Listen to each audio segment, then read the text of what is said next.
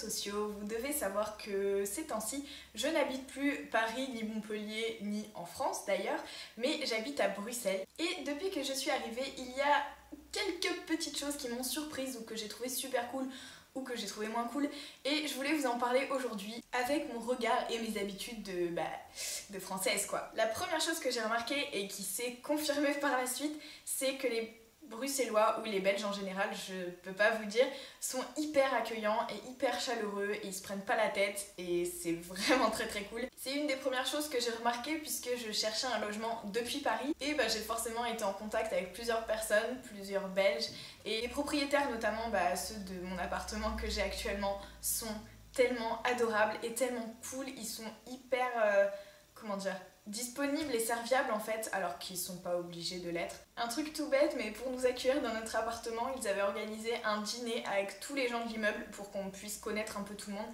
et je trouve ça génial en fait. Et ça se confirme un peu tout le temps, par exemple quand il y a des problèmes de métro, là où les Parisiens remonteraient du métro sans rien dire, là les gens remontent et disent non mais en fait il n'y a pas de métro, ça sert à rien de descendre, ou enfin voilà, il y a toujours des petites attentions et en fait ça me rappelle un peu Montpellier dans un certain sens. La luminosité c'est absolument n'importe quoi, j'en ai marre. Une chose un peu surprenante maintenant, mais qui participe sûrement à la proximité que j'ai eue avec les personnes que j'ai rencontrées, c'est que les Bruxellois, en tout cas, le reste je ne sais pas, encore une fois, ne font qu'une bise. Alors c'est super bizarre parce que disons que pour moi, en France, quand on fait une bise, c'est genre qu'on dit bonjour à une personne de qui on est proche, voire avec qui c'est un peu ambigu si vous voyez ce que je veux dire.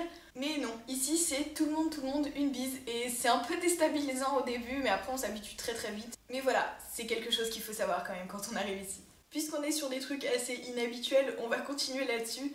Dans le métro, il y a de la musique, enfin quand on attend le métro, aux arrêts de métro, il y a de la musique. Et je vous avoue que c'est un petit peu déstabilisant encore une fois quand on entend des chansons flamandes par exemple passer. C'est assez drôle mais bon, j'aime assez le délire et puis ça fait plus de variété dans la radio et je trouve ça cool. Et un truc que je trouve encore plus cool, c'est que ici l'Eurovision n'est pas vraiment aussi has-been qu'en France et que du coup ils passent des chansons de l'Eurovision à la radio. Donc on entend l'Eurovision par exemple dans le métro et moi j'aime beaucoup ça.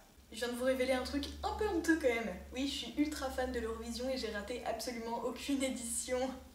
Ensuite, pour le côté un peu architecture et culturel, c'est vrai qu'ici, il y a énormément de super belles maisons. J'allais dire super belles bâtisses, non, on n'est plus au XXe siècle. De vraiment très très belles maisons qui ont en fait été séparés en appartements maintenant ou en coloc comme ça a été le cas le mois dernier pour moi. Mais voilà, c'est super agréable de se balader dans les rues de Bruxelles et dans le centre c'est encore plus étonnant puisque ce ne sont pas des maisons de maître mais c'est une architecture un peu plus médiévale. Ça doit faire un peu peur dit comme ça, mais je trouve ça vraiment cool de retrouver cette atmosphère en fait dans une capitale tout simplement. Et c'est un aspect que j'aime énormément. Ici, niveau architecture, il y a vraiment de quoi faire. Et à cela s'ajoute l'art. Alors, c'est un peu vague dit comme ça, mais c'est vrai que vous pouvez vous balader n'importe où dans Bruxelles, vous finirez toujours par trouver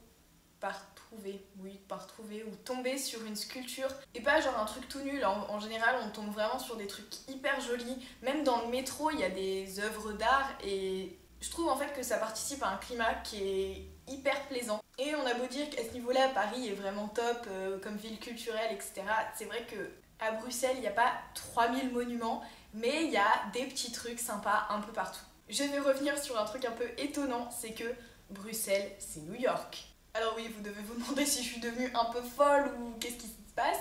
Mais vous savez, les séries ou les films, ou même quand vous allez voyager à New York, où il y a toujours des sirènes de police derrière, de pompiers ou de je ne sais quoi, à Bruxelles, c'est exactement pareil. Vous pouvez pas passer une seule journée sans sirène de police. Alors je sais pas si c'est la période qui fait ça ou quoi, mais c'est vrai que j'en ai parlé avec plusieurs personnes et ils ont eu l'air de dire que ça avait toujours été plus ou moins comme ça. Et je trouve ça super étonnant parce que pour moi c'était presque typique de New York ce truc et on le retrouvait pas spécialement dans d'autres capitales du monde et en fait si. Alors je pense qu'ici c'est quand même une plus petite échelle mais ça existe quand même. Comme je pense que vous attendez tous à ce que j'aborde les différences de français, de langue, je vais le faire tout de suite pour votre plus grand bonheur. La première chose qui diffère, mais ça je pense que vous le savez tous, c'est qu'à la place de 70, on dit 70, qu'à la place de 90, on dit 90, ce qui, entre nous, est un petit peu plus logique que ce que nous on utilise, mais bon, c'est pas grave. Ça, je le savais déjà, mais quelque chose qui m'a beaucoup plus étonnée, c'est que par rapport au repas de la journée, ils utilisent un tout autre vocabulaire, c'est-à-dire que petit déjeuner n'existe pas, on dit déjeuner, tout bêtement. Le midi, ce n'est pas le déjeuner du coup, puisque le déjeuner c'est le matin, mais le midi c'est le dîner, et ouais. Et le soir, à la place du dîner, c'est le souper. Donc oui, ça fait un peu rire. Effectivement, on dirait que tout le monde prend sa petite soupe de maison de retraite, voilà, on va le dire comme ça. Mais en fait pas du tout, c'est très normal ici et ils prennent un repas comme nous quoi. Ça c'est un peu les bases. Après il y a énormément d'expressions et de mots qui diffèrent, mais je vais pas vous faire un inventaire ici. De toute façon c'est pareil qu'en France, hein. En France, dans le sud, on dit pas forcément les mêmes mots et les expressions de ah. Je sais pas si vous avez entendu. Mais voilà, les fameuses sirènes. Donc, qu'est-ce que je disais? Oui, qu'en France c'est un peu pareil. Dans le sud, il y a des mots qui diffèrent et des expressions par rapport au nord, par rapport à toutes les régions en fait. Voilà. Et ici, c'est encore d'autres mots pour encore dire des trucs différents. Ah si, un truc qui peut être utile éventuellement si vous allez à la boulangerie, c'est que ici, les viennoiseries, ce sont des cooks. C'est-à-dire que par exemple, le pain au chocolat, c'est une cook au chocolat. Ou vous avez toutes sortes de cooks. Cook, pur beurre, enfin voilà. Plein de choses comme ça et ça peut être très très utile si vous voulez prendre un petit déjeuner. Un déjeuner.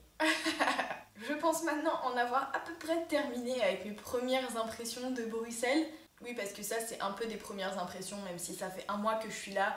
C'est des choses qu'on découvre très très rapidement et que j'aurais pu vous dire dans les 2 premières semaines. J'ai pas mentionné tout ce qui est un petit peu plus particulier dans cette vidéo, mais j'espère en tout cas qu'elle vous aura plu. Je pense vous faire un espèce de tour de Bruxelles en vidéo, donc dites-moi dans les commentaires si ça vous plairait. Et moi, en attendant la prochaine vidéo, je vous fais des bisous.